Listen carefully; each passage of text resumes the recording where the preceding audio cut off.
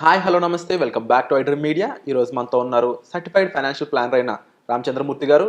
ముఖ్యంగా taxable incomes అనేవి చాలామందికి తెలుసండి. బట్ ఎటువంటి ఇన్కమ్ మీద ట్యాక్స్ పడదు అనేది విషయం చాలామందికి క్లారిటీ లేదు. అలాంటి విషయంపై ఈరోజు మనం క్లియర్ ఎక్స్ప్లెనేషన్ తీసుకుందాం. నమస్కారం సార్. నమస్తే అండి. సార్, చాలామందికి సాలరీడ్ పర్సన్స్ కానీ లేదంటే మన ఉన్న ఆడియన్స్లో మీకు ఉన్న ఫ్యాన్స్లో చాలామందికి ఎటువంటి ఇన్కమ్ మీద ట్యాక్స్ పడుతుంది, ఎంత ట్యాక్స్ పడుతుంది అనే విషయాలపై అవగాహన వచ్చింది.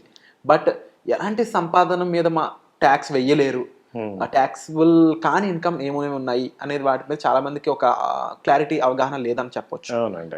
ఇలాంటి విషయాలపై మీకు అవగాహన ఇస్తారా కాస్త? తప్పకుండా అండి. ఇప్పుడు ట్యాక్స్ లేని ఇన్కమ్ అంటే మెయిన్‌గా అగ్రికల్చర్ ఇన్కమ్ చెప్తాం. అగ్రికల్చర్ ఇన్కమ్‌లో 2 రకాలు ఉంటాయి. ఇప్పుడు మీ దగ్గర ల్యాండ్ ఉంది. మీరు ఎవరికైనా కౌలు ఇచ్చారనుకోండి. ఆ ఇన్కమ్ ట్యాక్సిబుల్ కాదు. సో, అలాగే మీరు అగ్రికల్చర్ పండించారు పంట. దాని మీద వచ్చిన అమౌంట్ అంతా కూడా అగ్రికల్చర్ ఇన్కమ్ కింద తీసుకుంటాం అనమాట. అది ట్యాక్సిబుల్ ఇన్కమ్ కాదు. అలాగే అగ్రికల్చర్ బేస్ మీద మీకు ల్యాండ్ ఉంది. గోల్డ్ లోన్ పెట్టుకున్నారు. సో, గోల్డ్ లోన్‌కి కూడా ఇంట్రెస్ట్ తక్కువ ఉంటుంది. సో, అది మీకు అగ్రికల్చర్ బ్యాక్డ్ గోల్డ్ లోన్‌కి కొంచెం ఫెసిలిటీ ఉంటుంది. సో, ఈ ట్యాక్స్ లేని ఇన్కమ్‌లో ఫస్ట్ అసలు ఇండియా మొత్తంలో చూసుకుంటే అగ్రికల్చర్ ఇన్కమ్‌ది. ఆ తర్వాత ఏంటంటే మనకి ట్యాక్స్ బాగా తక్కువ ఉన్నవి తీసుకుంటే ఈ హౌస్ రెంట్‌ది. హెచ్ఆర్ఏ ఇప్పుడు మన రెంటల్ ఇన్కమ్ అంటాం కదా! అది ట్యాక్స్ నామినల్‌గా ఉంటుంది. సో, రెంటల్ ఇన్కమ్ మీద అంటే మనం ఏదైనా టెనెంట్ ఇచ్చాం, మన ల్యాండ్‌లార్డ్ అంటే మనం ప్రాపర్టీ ఉంది మనకి, అది రెంట్‌కి ఇచ్చాం. ఆ రెంట్‌కి వచ్చే ఇన్కమ్ మినిమమ్ ఏమవుతాడంటే 2.5 లాక్ వరకు మీకు డిడక్షన్ తీసుకోవచ్చు. సో, తర్వాత పేమెంట్ చేయాలి. అది కూడా 10%, 12% అలా ఉంటుంది. దాని తర్వాత అదే మీకు గనక హౌస్‌లో గనక ఇది మీరు లోన్‌లో తీసుకున్నారు. ఆ ఇంట్రెస్ట్ పార్ట్ కూడా డిడక్షన్ చేసుకోవచ్చు. ఆ ఇయర్‌లో ఇంట్రెస్ట్ పార్ట్ అంతా కూడా డిడక్ట్ చేసుకోవచ్చు. తర్వాత వచ్చేది ఏంటంటే ఇంకా కొంచెం తక్కువ ట్యాక్సబుల్ ఏంటంటే LTGS, long term capital gains. Suppose మనం ఒక ప్రాపర్టీ అమ్మాము. ఆ ప్రాపర్టీ ఇప్పుడు ఒక 5 ఇయర్స్ బ్యాక్ కొన్నాం. ఇప్పుడు అమ్మేసామనుకోండి. ఇప్పుడు ఆ అమౌంట్ ట్యాక్స్ నుంచి తప్పించుకోవటానికి అంటే ఏం చేయొచ్చు అంటే వితిన్ 6 మంత్స్ లోపు మనం ఇంకో ప్రాపర్టీ మనం దాని మీద ఇన్వెస్ట్ చేసామనుకోండి. దానికి ఎల్టీజీఎస్ క్లెయిము చేయనక్కర్లేదు. అంటే లాంగ్ టర్మ్ క్యాపిటల్ గెయిన్స్ పడతాం. ఇప్పుడు ఒక 50 లక్షలు పెట్టి ల్యాండ్ కొన్నాం. అమ్మేసాము. సో, ఇంకొక ప్రాపర్టీ ఏదైనా కొన్నా, లేదు మీరు స్టాక్స్‌లో ఎల్టీజీఎస్ బాండ్స్ అని ఉంటాయి. వాటిలో ఇన్వెస్ట్ చేసినా కానీ మీకు ట్యాక్స్ ఉండదు. సో, ఆ రకంగా మామూలుగా ఇది. తర్వాత వచ్చేది ఏంటంటే స్టాక్ మార్కెట్‌లో మీరు ఇన్వెస్ట్‌మెంట్ గనక చేస్తే ట్యాక్స్ ఇప్పుడు 12.5% ఏమో లాంగ్ టర్మ్ క్యాపిటల్ గెయిన్స్, 15% ఏమో షార్ట్ టర్మ్ క్యాపిటల్ గెయిన్స్ ఉంటుంది.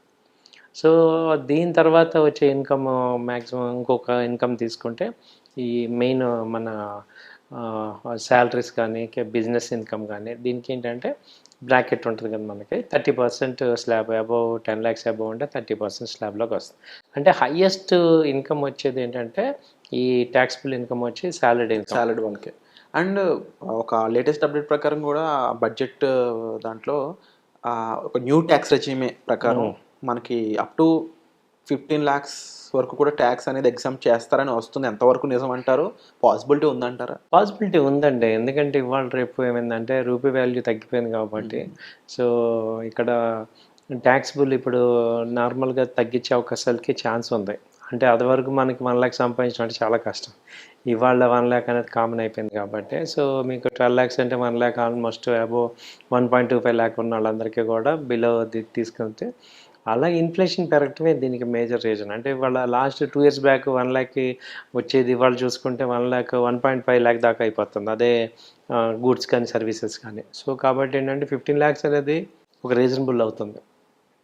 అండ్ సార్, ఇంకొక కొన్ని ఆడియన్స్ పాయింట్స్ ఏంటి అంటే, ఇన్ కేస్ ఇంత సంపాదించే పర్సన్స్ ఎవరైనా సరే ఏ ట్యాక్స్ రెజ్యూమే కూడా తీసుకోలేదంటే వాళ్ళు ఆటోమేటిక్‌గా ఏ ట్యాక్స్ రెజ్యూమ్‌లోకి పంపబడతారంటారు? ఇప్పుడు డిఫాల్ట్‌గా ఏమవుతుందంటే సార్ మినిమమ్ స్లాబ్ అని ఉంటది కదా! దానిలో 2.5 లాక్ ఇంతవరకు డిడక్షన్. సో, దాని నుంచి నెక్స్ట్ లెవెల్‌కి వాళ్ళకి అవుతుంది. ఇప్పుడు ఏం చేస్తున్నారంటే గవర్నమెంట్ కూడా ఇప్పుడు చిన్న చిన్న రీటైల్ వీళ్ళని ఎక్కువ టార్గెట్ చేయడం చూస్తుంది. ఇప్పుడు దానికి తగ్గట్టుగానే ఇప్పుడు యూపీఐ వాడటం అనేది అలవాటు అయిపోయింది కాబట్టి, సో వీళ్ళందరూ కూడా వాళ్ళ కూరగాయలు అమ్మేవాళ్ళు కూడా యూపీఐ వాడుతున్నారు. అంటే వాళ్ళు ఏం చేస్తున్నారు ఇండైరెక్ట్‌గా అంతకుముందు వైట్ మనీ కాకుండా బ్లాక్ మనీ ఉండేది. సో ఇప్పుడంతా కూడా వైట్ ట్రాన్సాక్షన్ అవ్వటం వల్ల మీకేం జరుగుతుందంటే వీళ్ళందరికీ కూడా ఎంత ఇన్కమ్ జనరేట్ అయిందనేది స్టేట్మెంట్‌లో వచ్చేస్తుంది కాబట్టి దాన్ని ఎక్కువ ఫోకస్ చేయటం ద్వారా అంటే అంతకుముందు ఏంటి ఓన్లీ సాలరీడ్ పర్సన్స్‌కి డైరెక్ట్‌గా పే స్లిప్ కట్టే వస్తుంది. వీళ్ళు బిజినెస్ చిన్న చిన్న వాళ్ళెవరికీ కూడా బిజినెస్‌లో ఇంతొచ్చిందని చెప్పట్లేదు. దీన్ని ఇప్పుడు హైలైట్ చేయటం ద్వారా అంటే మేబీ 1 ఇయర్ 2 ఇయర్స్‌లో ఏమవుతుందంటే వీళ్ళందరూ ఇంకెక్కువ సంపాదిస్తున్నారు యాక్చువల్‌గా. అవును. సో వీళ్ళు గనక ట్యాక్స్ పరిధిలోకి వస్తే ఆహ్, చ చాలా వరకు పెద్ద పెద్ద ఎక్కువ మంది అందరూ కూడా తగ్గిచ్చేసి 15 లాక్స్ తీసుకొచ్చి వీళ్ళని కూడా ట్యాక్స్ బ్రాకెట్‌లో తేవటం ద్వారా ఏమవుతుందంటే ఓవరాల్‌గా వాళ్ళకి కావాల్సిన గవర్నమెంట్‌కి అమౌంట్ అయితే ఎక్కడికి పోదు కానీ వీళ్ళందరినీ కూడా ట్యాక్స్ పరిధిలోకి తేవటం అనేది టార్గెట్ పెట్టారు. ఇది నేను ఒక ఎగ్జాంపుల్ విన్నాను సార్. ఇది ఇండియాలో ఎవరో పానీపూరి సెల్లర్ 40 లక్షల రూపాయలు ఎర్న్ చేశారంట ఒక 1 మంత్లో.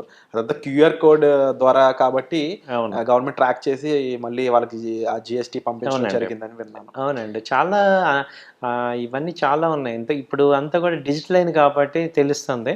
సో నెమ్మదిగా ఏంటంటే ఓన్లీ ఒక ఇండియాలోనే అలా ఉంది ఇప్పటిదాకా.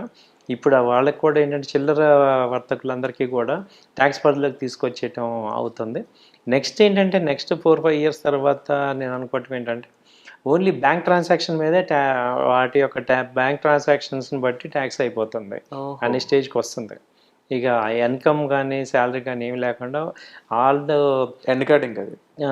ఇక కంప్లీట్ మొత్తం అన్ని డీటెయిల్‌గా వచ్చేసి దాన్ని బట్టి మీకు స్పెండింగ్ ఎంత అయింది, ఎర్నింగ్ ఎంత అయింది అనేది ట్యాక్స్ క్యాలిక్యులేషన్ అంతా కూడా బ్యాంక్ అకౌంట్స్ మీదే జరుగుతుంటాయి. అది కూడా నెక్స్ట్ నెట్ మీద ట్యాక్స్ చేస్తారంట. అంతే అయిపోతుంది. అండ్ రీసెంట్‌గా ఎకనామిక్ టైమ్స్‌లో ఒకటి చదివాను సార్. ఎక్కువ మంది సాలరీడ్ పర్సన్స్ ఎవరో గాని మొత్తం అందరూ ఓల్డ్ ట్యాక్స్ రెజిమ్‌లోకి వెళ్ళడానికి ఇష్టపడుతున్నారు అనేది ఎకనామిక్ టైమ్స్ చేసిన రీసెర్చ్‌లో తెలిసిందంట. Why so? ఎందుకంటే ఓల్డ్ ట్యాక్స్ రెజిమ్ అవునండి. ఓల్డ్ ట్యాక్స్ రెజిమ్ ఏంటంటే క్లియర్‌గా ఉంది.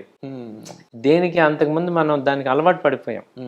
ఇప్పుడు కొత్త ట్యాక్స్ రెజిమ్ ఏంటంటే ఓన్లీ చార్టెడ్ అకౌంట్స్‌కి అర్థమవుతుంది కానీ మామూలు మనలాంటి వాళ్ళకి అర్థం కాల. నాకు కూడా ఆ డిఫరెన్స్ అర్థం కాక నేను కూడా ఓల్డ్‌కే వెళ్ళాను.